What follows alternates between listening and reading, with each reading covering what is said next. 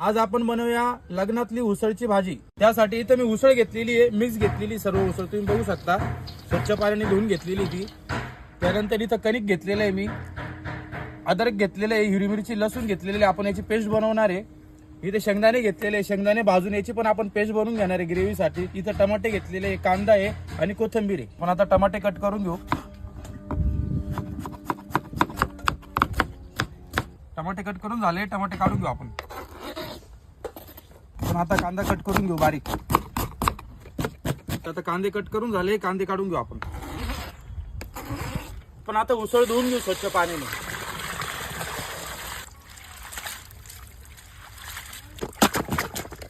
अद्रक लसूण हिरवी मिरची आपण स्वच्छ धुवून घेऊ। आपण आता मिक्सर जार मध्ये काढून घेऊ।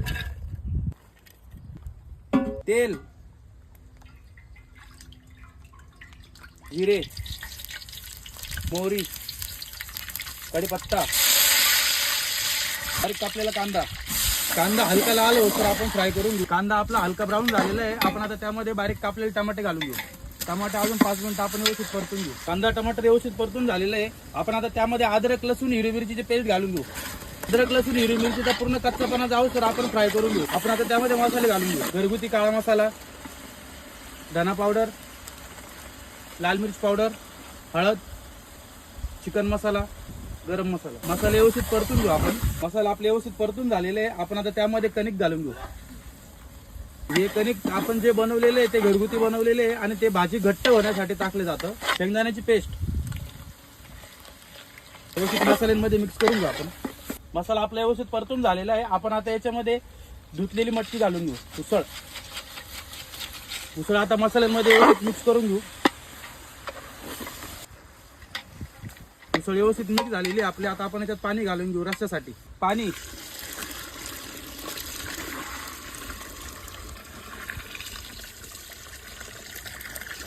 आपण आता भाजी अर्धा तास अशी शिजवून घेऊ।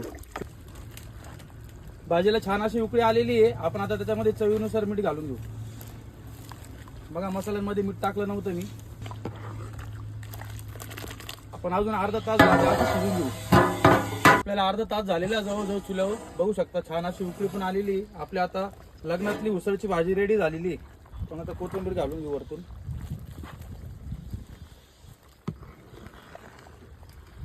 मस्त शिजलेली पण आहे भाजी, बघू शकता तुम्ही।